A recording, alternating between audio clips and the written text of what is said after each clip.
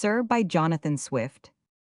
It is now about 16 years since I first entertained the design of writing a history of England, from the beginning of William Rufus to the end of Queen Elizabeth.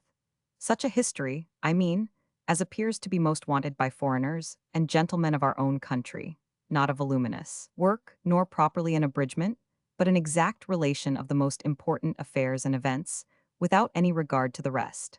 My intention was to inscribe it to the king to your late master, for whose great virtues I had ever the highest veneration, as I shall continue to bear to his memory. I confess it is with some disdain that I observe great authors descending to write any dedications at all.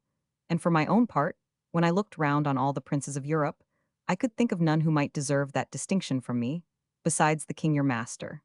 For I say nothing of his present Britannic majesty, to whose person and character I am an utter stranger, and like to continue so, neither can I be suspected of flattery on this point, since it was some years after that I had the honor of an invitation to his court, before you were employed as his minister in England, which I heartily repent that I did not accept.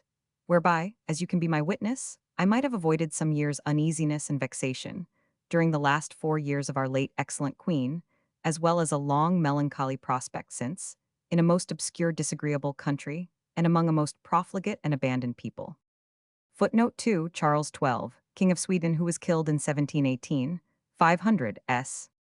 I was diverted from pursuing this history, partly by the extreme difficulty, but chiefly by the indignation I conceived at the proceedings of a faction, which then prevailed, and the papers lay neglected in my cabinet until you saw me in England, when you know how far I was engaged in thoughts and business of another kind. Upon Her Majesty's lamented death, I returned to my station in this kingdom, since which time there is not a northern curate among you who hath lived more obscure than myself, or a greater stranger to the commonest transactions of the world.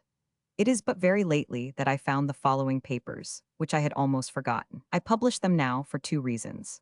First, for an encouragement to those who have more youth and leisure, and good temper than I, towards pursuing the work as far as it was intended by me, or as much further as they please.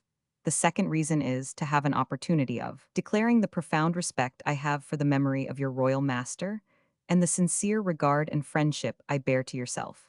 For I must bring to your mind how proud I was to distinguish you among all the foreign ministers, with whom I had the honor to be acquainted. I am a witness of the zeal you showed, not only for the honor and interest of your master, but for the advantage of the Protestant religion in Germany, and how knowingly and feelingly you often spoke to me upon that subject. We all loved you, as possessed of every quality that could adorn an English gentleman, and esteemed you as a faithful subject to your prince, and an able negotiator.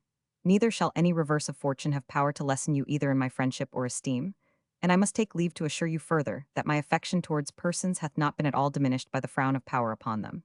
Those whom you and I once thought great and good men, continue still so in my eyes and my heart, only with Caedera desiderantur.